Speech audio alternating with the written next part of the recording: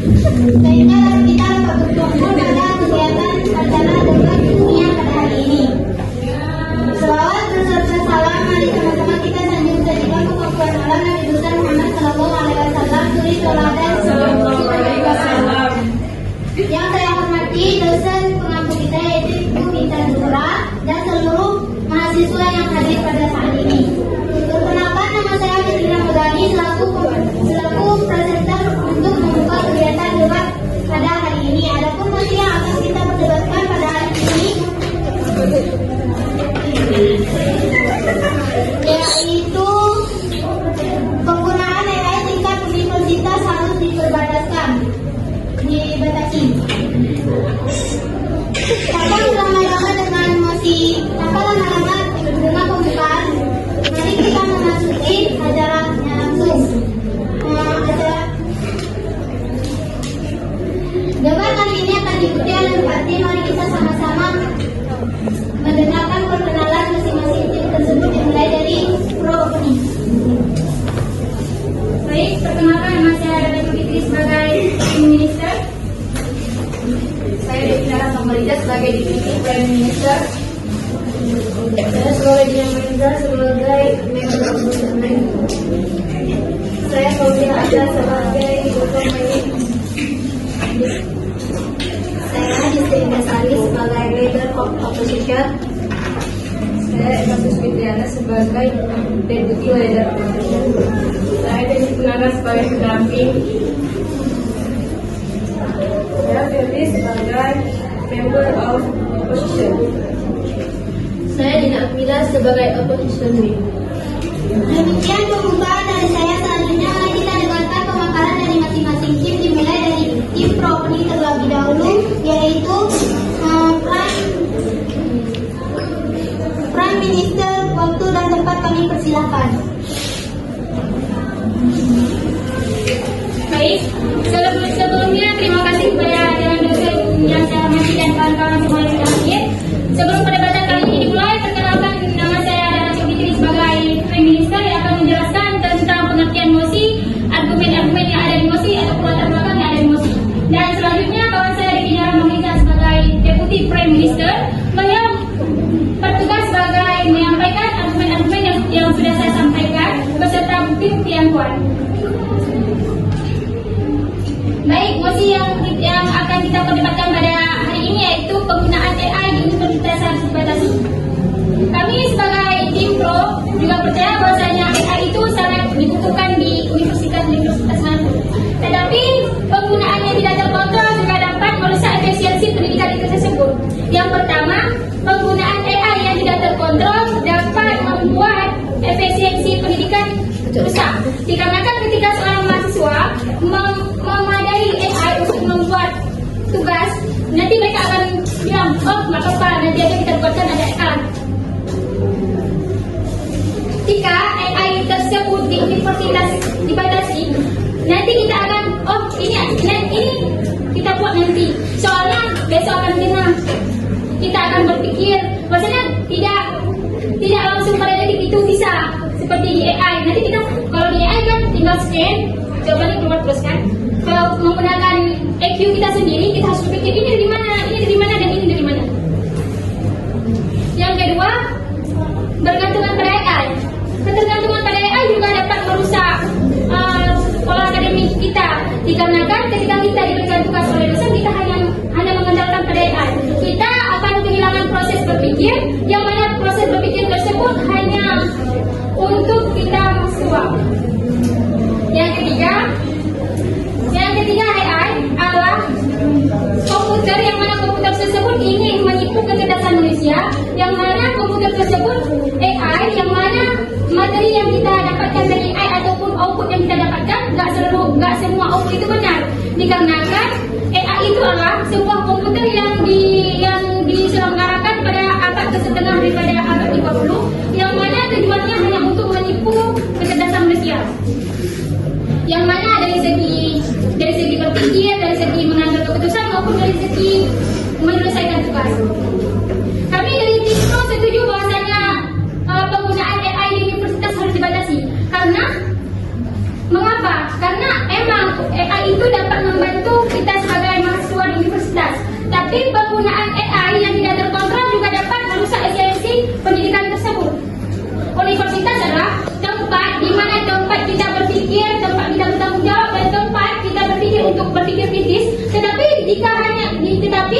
Jika kita hanya mengandalkan AI untuk semua masalah, untuk menyelesaikan semua masalah, untuk apa IQ kita?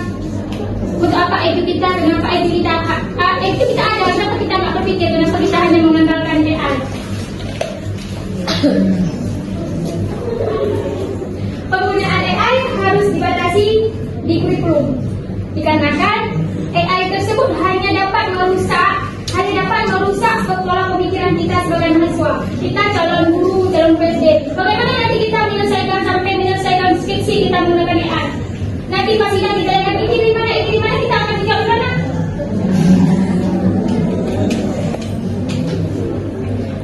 Kami dari tim Pro juga ingin berbicara tentang AI sedikit.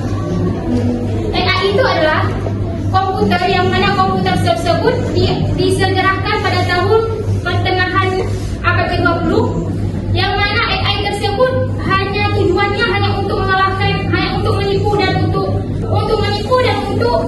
memenuhi kita. Sedangkan kita hanya memiliki IQ. Kenapa kita nggak berpikir otak kita sendiri? Kenapa kita harus memandai dengan adanya AI itu? Sepatutnya kan kita pikir aja, kita kuliah juga untuk mencerdaskan diri kita sendiri. Kenapa kita harus melibatkan AI dalam semua ujian? Kita libatkan AI. Minta maaf meskipun diri saya juga menggunakan AI, tapi ini tentang tim pro dan tim kontra. Ada seorang Prof. Andi Firdian, beliau juga menyatakan bahwasanya AI itu adalah ancaman ketika orang pintar menyalahgunakan AI itu sebagai beliau menyatakan bahwasanya ancaman ketika orang bodoh, kita sebagai orang bodoh menggunakan AI, yang mana orang pintar membuat AI tersebut dalam varian yang tidak ada etika. Contohnya menyalahgunakan privasi, yang mana privasi tersebut beliau mengatakan harus ada from minister, yang harus bahwasanya harus ada hukum dan fungsi-fungsi tentang pembuatan AI yang tidak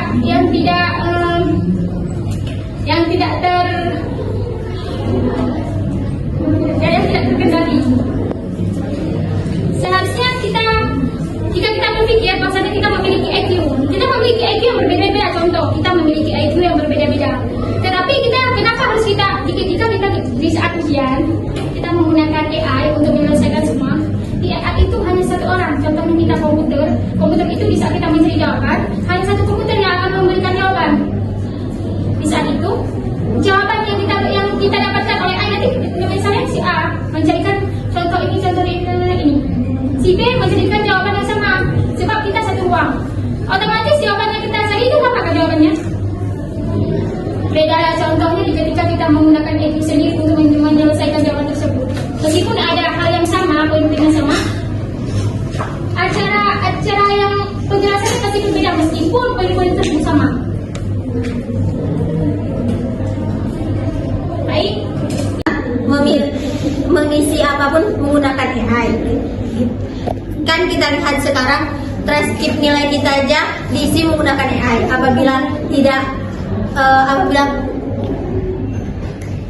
Apabila datanya tidak diterima oleh komputer, maka nggak bisa diupload. Gitu. Habis itu yang kedua,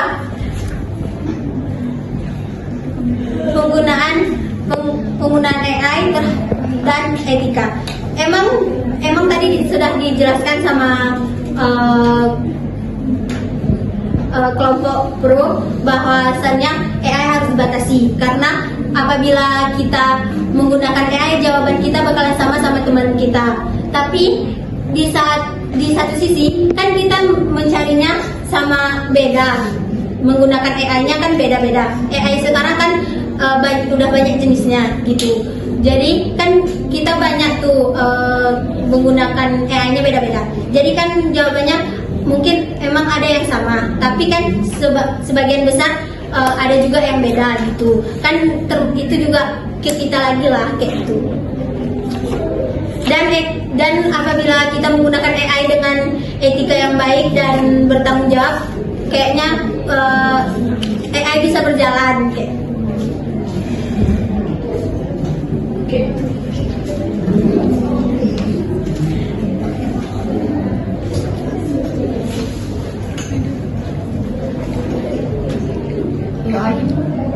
Yes. kebanyakan menggunakan AI terjadinya plagiarisme. Lantas bagaimana menurut kalian untuk menangani plagiarisme yang terjadi pada penggunaan AI tersebut? Terima kasih. Cara mengatasi plagiarisme. Pada saat ini emang banyak mahasiswa menggunakan AI dan banyak juga plagiarisme. Apabila mahasiswa menggunakan AI secara bertanggung jawab ataupun secara teliti, plagiarisme bisa dihilangkan.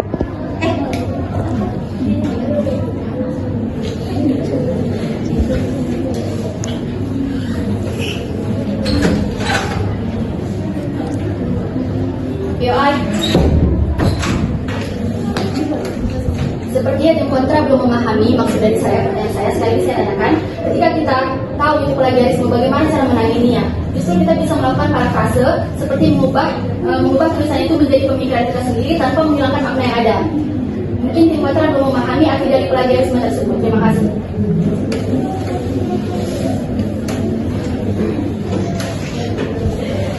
Oke, baik. Cara menghapus plagiarisme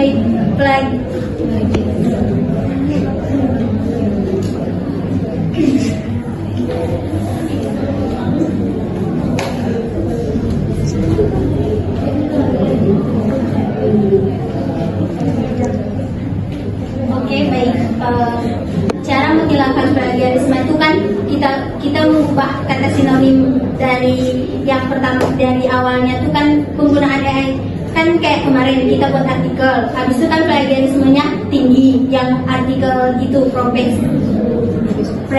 prospektif global.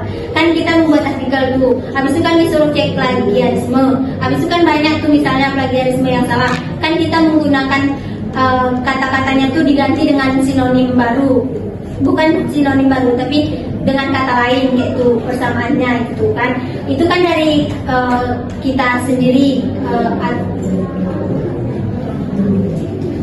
kan digantinya dengan makna lain gitu kan. Itu kan yang dimaksud tadi kan, cara menghapusnya. Iya betul. Cara mengubah plagiarisme itu dengan cara mengganti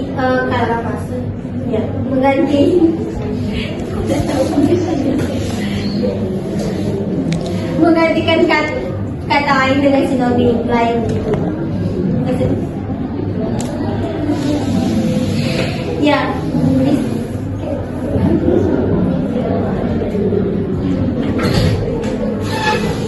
Seperti yang sudah saya bilang tadi, apabila AI dibatasi, maka peluang kerja dan mahasiswa peluang kerja banyak yang tidak dapat dicapai karena sekarang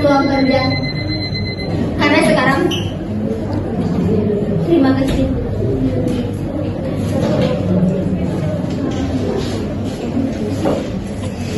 Berikutnya giliran tim pro opening yang akan menyampaikan argumennya, yaitu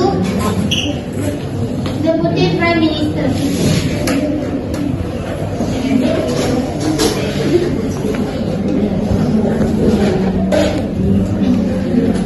Baik, sebelumnya di dalam bukunya Franklin Ford yang berjudul World Without Mind, di mana terjemahan bebasnya yaitu dunia tanpa otak. Di dalam buku itu menjelaskan bahwa penggunaan teknologi digital ini semakin dibiarkan, maka semakin membuat otak manusia itu semakin tidak arif dan bijaksana, maupun tidak semakin cerdas, tapi melainkan semakin culas. Dan bisa kita buktikan di mana bahwa anak muda zaman sekarang banyak yang tidak bisa membaca jam analog, dan ini salah satu bukti bahwa AI itu mendangkalkan otak manusia. Dan sebelumnya izinkan saya memberikan dua bidasan kepada tim kontra. Yang pertama yaitu sepertinya tim kontra ini belum memahami bagaimana cara menghilangkan plagiarisme dari penggunaan AI tersebut. Dan yang kedua, justru tadi tim kontra mengatakan bahwasanya di dalam AI itu terdapat riset-riset ilmiah yang relevan. Bahkan CEO OpenAI sendiri mengakui pada akhir tahun 2023 bahwasanya penggunaan AI itu alatnya itu hanya bisa untuk menjadi sumber inspirasi, tetapi merupakan ide yang buruk sebagai sumber yang nyata dan terverifikasi. Maka di mana letak relevan yang tim kontra maksud? Maka dari situ dinyatakan bahwa AI ini tidak sepenuhnya benar. Mereka hanya menjawab berdasarkan data-data yang ada, tetapi bukan data-data yang relevan ataupun efektif.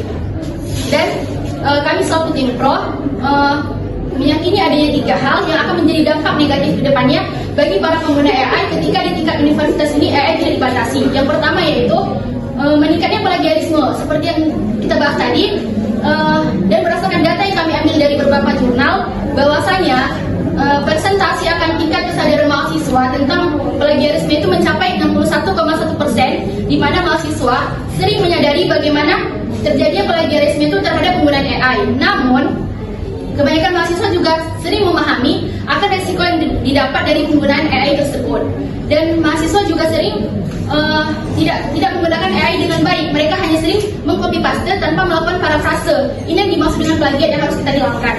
Dengan memparafrase maka mereka akan bisa menghilangkan plagiat tersebut. Tetapi kebanyakan mahasiswa sekarang ketika diberikan tugas, mereka hanya mampu untuk memikirkan secepatnya mengumpulkan tugas tersebut tanpa memikirkan bagaimana cara memahami isi dari tugas tersebut. Mereka hanya mengcopy paste tanpa melakukan parafrase. Mereka berarti sama saja dengan tidak beradaptasi dengan menggunakan AI. Makanya dari situ kami sebagai tim pro sangat-sangat setuju dengan mosi perdebatan kita pada hari ini. Dan yang kedua yaitu dampaknya bisa hilangnya berpikir kritis daripada para mahasiswa. Karena kami sangat khawatir ketika mahasiswa selalu menggunakan AI, maka mereka akan kehilangan cara berpikir kritis. Karena kita di perkuliahan ini dituntut untuk berpikir secara kritis, bukan hanya untuk bertanya pada AI. Karena pikiran kritis itu datangnya bukan dari AI, tetapi seringnya menambah wawasan dengan membaca buku seperti jurnal, datang ke perpustakaan, bukan bertanya pada AI. Dan yang ketiga yaitu meningkatnya kemalasan pada mahasiswa. Karena meningkatnya kemalasan pada siswa itu bisa membuat mahasiswa semakin tidak berani untuk mengutarakan pendapatnya, apa yang ada di pikirannya, untuk mengeluarkan kepada para teman-teman ataupun dosen sekalian. Dan seperti yang sudah ada kami jelaskan, bahwasanya kekurangan AI itu seperti tidak mampu untuk berpikir kreatif dan inovatif, di mana sistem AI saat ini hanya mampu mengenalkan pola dan hanya mampu menjawab berdasarkan data-data yang ada. Tetapi AI ini tidak mampu untuk menjadi kreatif yang sejati ataupun mampu berpikir di luar kotak.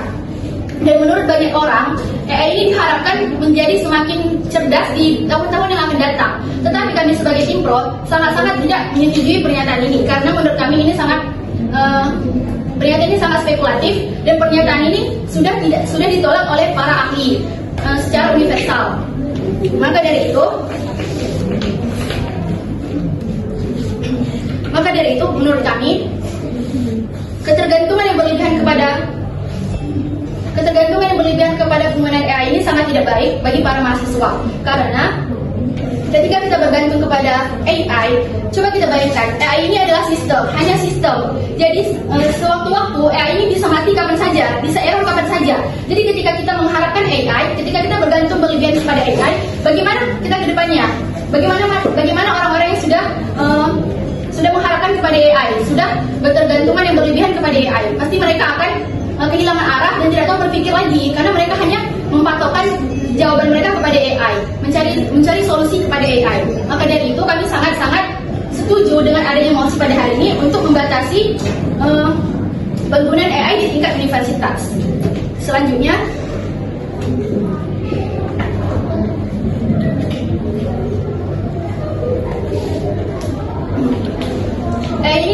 AI ini juga hanya mengulang-ulang data-data yang ada di dalam sistem tersebut, tetapi tidak ada data-data yang baru berdasarkan kreativitas seperti yang bisa dipikirkan oleh manusia itu sendiri. Manusia ini berpikir secara luas, tapi ketika kita menggunakan AI, mereka hanya akan menjadi malas dan tidak ingin berpikir secara luas lagi. Maka dari itu, penggunaan AI yang berlebihan ini bisa sangat-sangat menimbulkan tingkat kemalasan yang meninggi dan tingkat menurunnya kreativitas pada mahasiswa tersebut. Selanjutnya,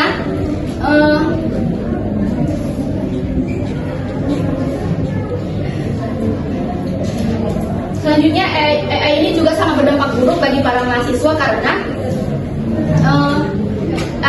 AI ini semakin digunakan maka semakin berbahaya bagi para mahasiswa. Mengapa? Karena AI ini seperti AI ini seperti internet yang diberikan steroid. Mengapa saya mengatakan begitu? Karena AI ini diberikan steroid, maka semakin dia menunjang lebih tinggi dengan adanya data-data yang mereka bawakan. Maka ketika kita mencari data pada AI, maka kita sebagai mahasiswa sering tidak tahu bagaimana yang benar ataupun mana yang bohong, mana yang salah, mana yang tidak seharusnya kita tulis. Kita hanya mampu untuk mengcopy paste tanpa mengetahui kebenarannya terlebih dahulu, bukan begitu? Nah, maka dari itu kami sebagai tim pro sangat-sangat baik. Terima kasih. Selanjutnya giliran opening competition, yaitu Deputy Leader of Competition. Mari persilakan.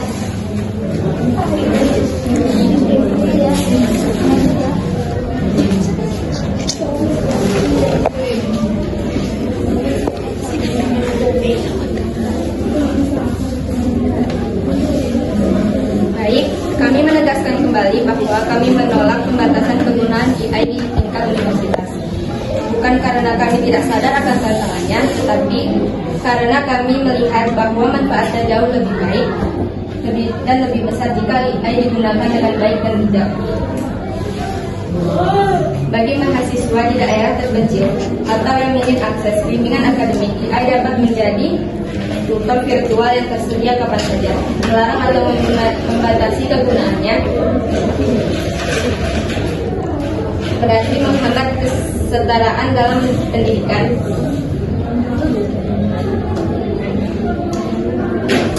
Alih-alih membuat mahasiswa malas, AI justru melatih mereka berpikir kritis. Bagaimana menyusun prompt yang efektif, menganalisis respon AI sebagai skeptif dan menggunakannya sebagai alat bantu inovatif. Universitas adalah tempat mendidik, bukan membatasi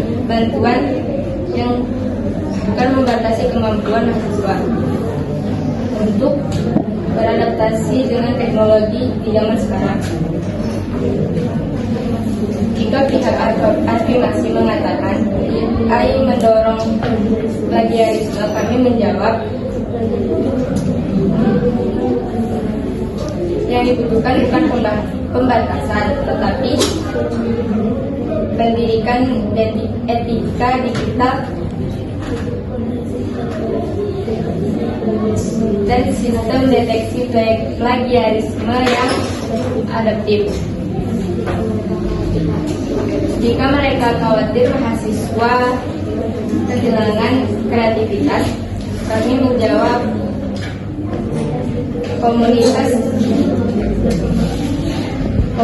justru berkembang saat mahasiswa mampu memanfaatkan AI untuk menerapkan ide-ide baru, bukan hanya mengandalkan cara lain.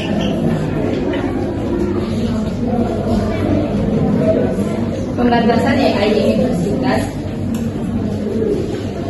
ibarat menolak kalkulator saat pertama kali ditemukan, karena takut pelajar tidak bisa berhitung. Padahal kemajuan tidak bisa dibandingkan. Yang bisa kita lakukan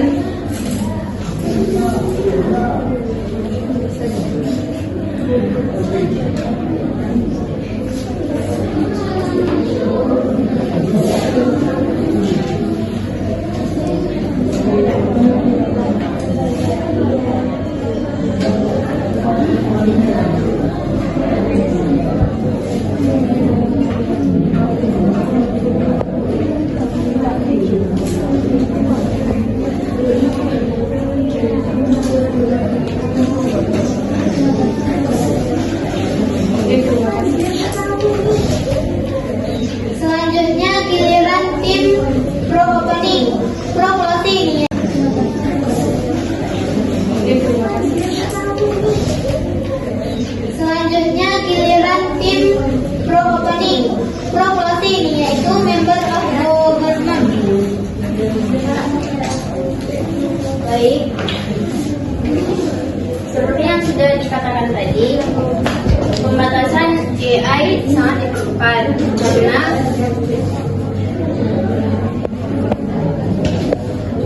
karena dapat memperhambat perkembangan mahasiswa.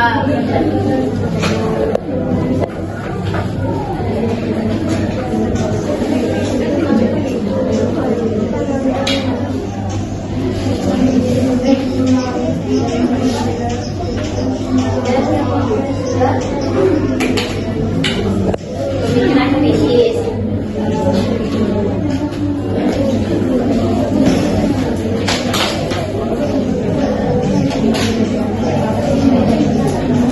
AI juga dapat mengurangi siswa yang keterbatasan dengan AI.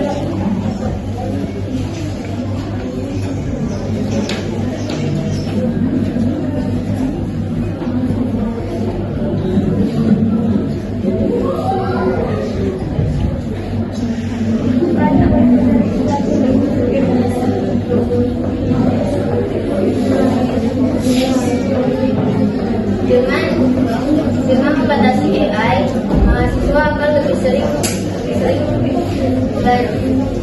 belajar dengan cara membaca buku dan mencari materi di buku. Karena sekarang kan banyak mahasiswa yang lebih mencari pelajaran ke AI, bukan mencarinya di buku.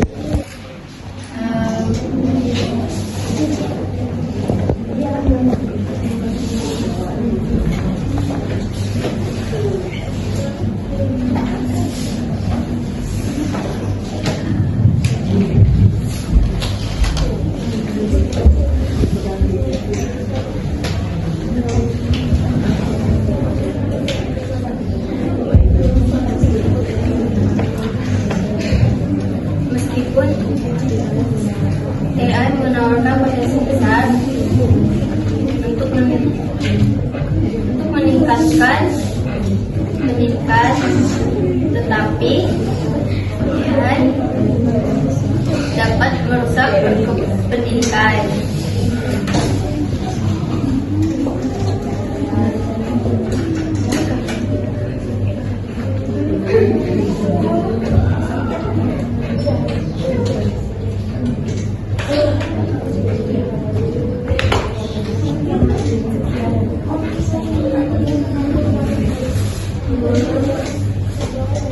Selanjutnya giliran tim closing opposition, yaitu opposition, member of opposition. Silakan.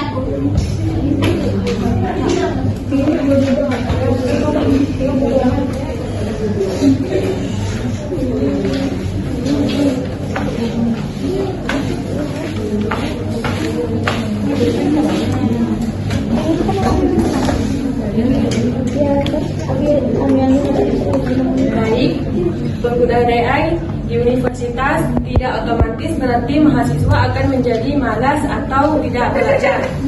AI dimanfaatkan sebagai alat bantu belajar seperti membantu memahami materi sulit, menyusun kerangka tulisan, atau memberikan umpan balik instan. Dengan demikian, AI justru bisa meningkatkan pemahaman, bukan menggantikan proses belajar itu sendiri.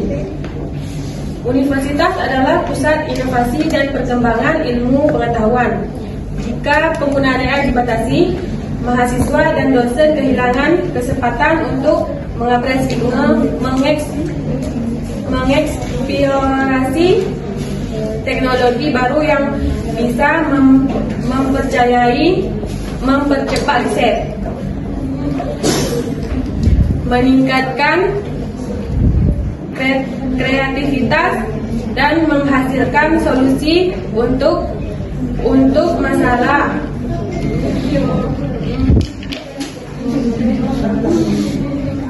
Kalau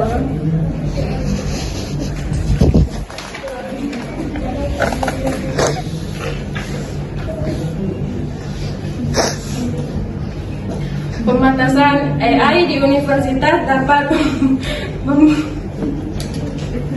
membuat kelulusan kurang siap menghadapi dunia kerja.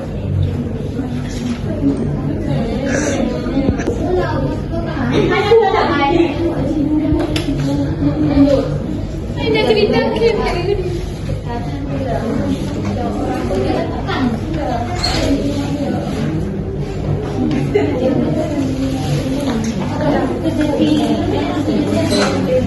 Berikutnya giliran tim pro closing yaitu Government Whip yang menyampaikan argumennya.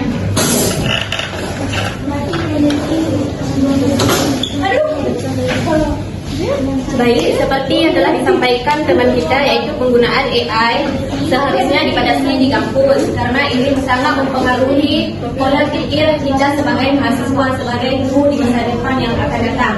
Bagaimana jika seorang guru sekarang menggunakan AI, tetapi di masa depan dia harus mengajar murid-muridnya di depan kelas, sedangkan kita masih tergantungan dengan AI. Mahasiswa sekarang termasuk saya hanya mengetahui tempel, copy paste, tempel lagi, tapi tidak mengetahui mana yang benar, mana yang salah, asal tempel-tempel aja. Jadi dari tersebut seharusnya kampus membatasi penggunaan AI. Selanjutnya adalah seperti yang telah disampaikan teman kita, suatu saat AI ini akan menghilang. Dia hanya sebuah teknologi. Jika kita hanya tergantungan kepada AI, bagaimana kita akan menghadapi masa depan yang semakin canggih tentunya, dan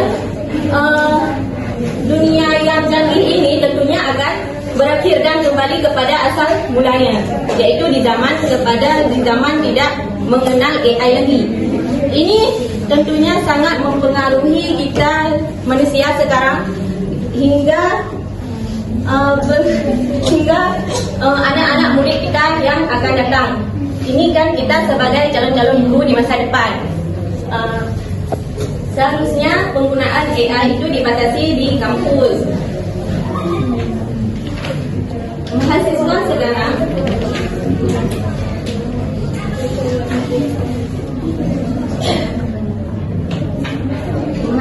sekarang kebanyakan hanya menggunakan AI untuk menyelesaikan masalah dengan cepat, tetapi tidak tahu bahawa penggunaan AI tersebut dapat membatasi pola pikir mereka hingga mereka hanya tahu bahawa saya cari aja di Google atau GPT gitu kan, cuma cari aja soal ni keluar terus, tempel terus atau tulis terus, tapi nggak tahu apa itu benar atau apa itu enggak benar. Jadi menurut kami penggunaan AI tersebut adalah harus dibatasi. Sekali lagi,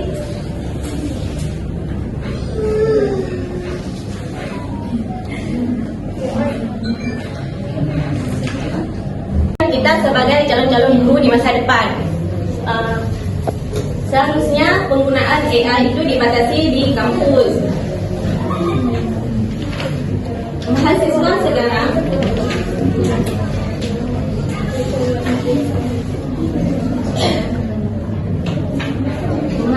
sekarang kebanyakan hanya menggunakan AI untuk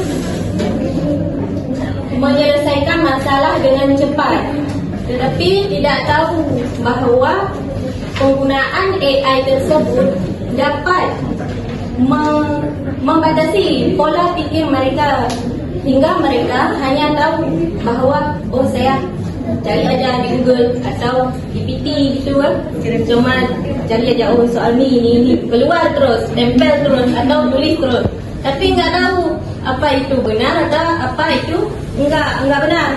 Jadi menurut kami penggunaan AI tersebut adalah harus dibatasi. Sekali lagi,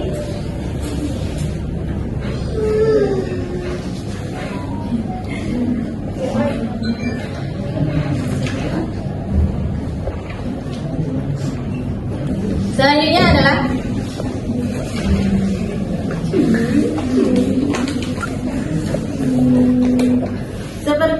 telah disampaikan kawan kita juga tadi, bahwa AI itu dapat meningkatkan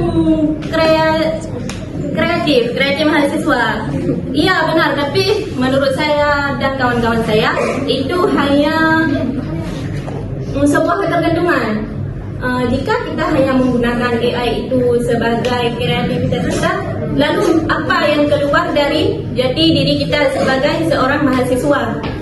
Seharusnya kan kita di kuliah ini sebagai mahasiswa itu mengembangkan pola pikir kita yang kritis. Jadi bagaimana kita akan menjadi seorang guru yang berpikiran kritis sedangkan kita hanya pengguna AI dan teknologi lainnya. Karena penggunaan AI tersebut tentunya sangat mempengaruhi kita sebagai seorang guru. Jika suatu saat murid kita bertanya kepada kita, Bu, ini mana ini? Masa kita buka HP terus cari di AI? Tunggu ya, saya cari dulu. Kan enggak jadi terhormat kita sebagai seorang guru. Kok kita mengajarnya kepada murid? Dia kan berpikir, kok dia jadi guru kok carinya di AI? Tentunya kita harus membenahi diri kita untuk kedepannya, termasuk saya sendiri, bahwa penggunaan AI itu harus dibatasi di kampus kita. AI. Ya.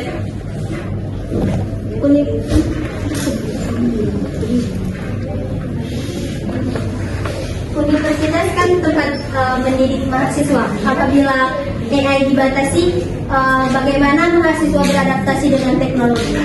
Oke, seperti yang telah disampaikan teman kita itu, bagaimana kita beradaptasi dengan zaman teknologi ini ya kan? Penggunaan AI itu boleh-boleh aja, tapi kita ambil positifnya aja, bahwa penggunaan AI itu kalau kita cari di ChatGPT contohnya, kita baca dulu, kita baca dengan asal tempel-tempel aja gitu, salin aja terus. Kita baca yang di sana itu, oh ini benar, oh ini nggak benar. Kita cari lagi, bukan hanya semata-mata kita tergantung sama AI itu. Mungkin kita cari di situ, mungkin di pikiran kita, oh ini kena mungkin sama jawaban kita. Boleh kita salin atau kita tulis di buku kita. Selanjutnya, oh ini enggak, kita cari lagi mungkin ya di AI mungkin ya. Tapi menurut saya teknologi yang sekarang itu bukan AI saja, ya kan? Lainnya juga ada. Tapi kan kita sebagai guru harus membudayakan membaca, enggak harus tergantungan dengan AI. Orang zaman dulu juga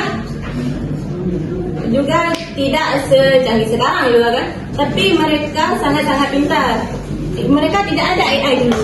Mereka membudayakan membaca buku dari perpustakaan, dari koran dan lainnya, baik mendengar ataupun menulis. Dari hal tersebut kita belajar bahwa penggunaan AI itu tidak seharusnya, bukan tidak ya, tapi dikurangi di kampus kita.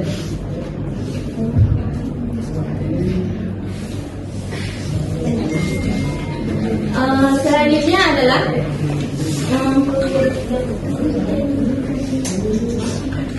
AI juga sangat mempengaruhi. Sekian, terima kasih.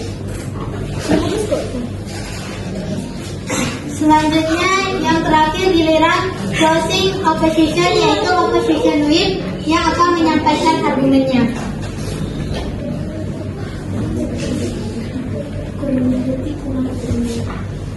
Dalam perdebatan mengenai penggunaan kecerdasan buatan atau yang sering kita sebut dengan AI di lingkungan universitas, tim kontra berpandangan bahwa pembatasan AI bukanlah solusi yang tepat. Akan tetapi universitas justru seharusnya bisa menjadikan ruang yang adaptif terhadap perkembangan teknologi dan membimbing mahasiswa untuk menggunakan AI secara bijak dan bertanggung jawab. AI ini bukanlah ancaman. AI adalah alat yang sangat kuat untuk mendorong kualitas pembelajaran, penelitian, dan inovasi. Oleh karena itu, yang dibutuhkan adalah pengaturan yang bijak, bukan pembatasan yang kaku. AI membuka peluang yang sangat luas untuk pembelajaran personal. Dengan adanya AI ini, mahasiswa bisa mendapatkan penjelasan tambahan di luar jam kuliah dan juga bisa memperdalam materi-materi dengan pendekatan gaya belajarnya masing-masing.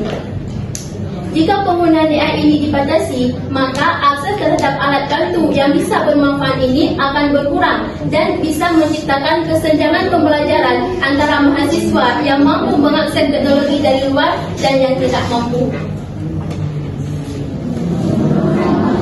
Penggunaan AI di lingkungan universitas tidak perlu dibatasi, meskipun ada kekhawatiran terkait penggunaan AI di lingkungan akademik. AI membantu mahasiswa dalam memahami konsep kompleks dengan metode pembelajaran interaktif dan personalisasi pembelajaran. Dengan adanya AI, jika penggunaan AI ini dibatasi, maka peluang pelajar bisa hilang dan mahasiswa mungkin kurang mampu dalam hal mengajar pertimbangan teknologi di dalam dunia profesional. Kecerdasan buatan AI memiliki dampak positif dan signifikan bagi mahasiswa, termasuk mengakses informasi secara cepat. AI membantu mahasiswa mengakses informasi secara cepat dan efisien dari berbagai sumber. Kemudian adaptasi terhadap perkembangan dalam dunia kerja sekarang ini semuanya mengandalkan kemampuan AI.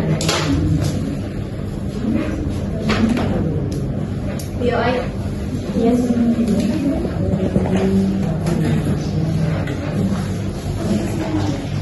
Tadi tim kontra mengatakan bahwasanya kita menggunakan AI ini bisa mendapatkan informasi secara cepat dan efisien. Bahkan, seperti yang sudah saya katakan tadi, CEO dari OpenAI sendiri mengatakan bahwa AI ini alatnya bisa digunakan hanya sebagai sumber inspirasi, tetapi merupakan ide yang buruk sebagai sumber yang nyata dan terverifikasi. Maka maksud dari saudara, bagaimana cara kita untuk melihat apakah ini benar terverifikasi atau tidaknya data tersebut? Bagaimana cara kita melihat bagaimana data ini benar-benar efisien atau tidaknya? Sedangkan CEO-nya sendiri ini mengatakan kalau alat ini hanya bisa sebagai sumber inspirasi, bukan sebagai sumber data yang kuat dan terverifikasi. Terima kasih. Kita bisa membaca informasi tersebut dari sumber yang terpercaya.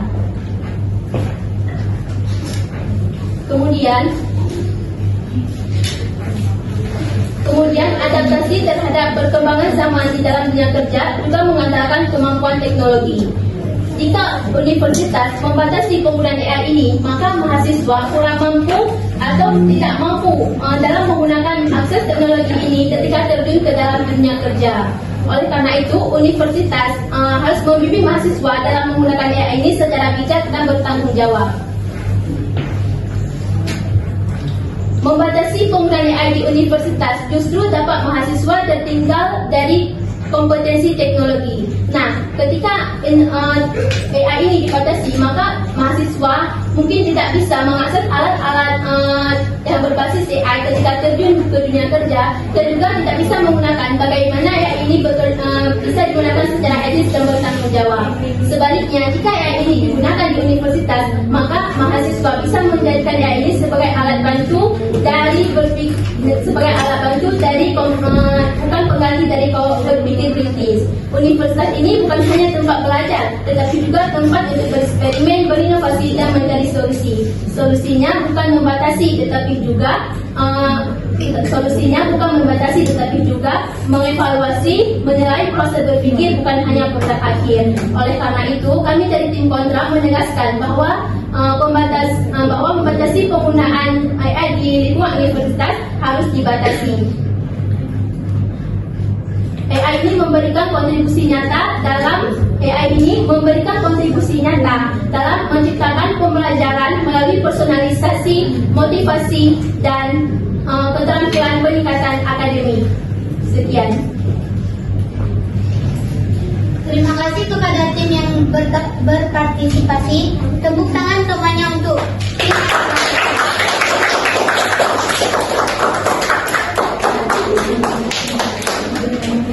Demikian rangkaian debat pada hari ini yang telah kita laksanakan. Kami mengucapkan terima kasih kepada tim yang telah menyampaikan argumennya.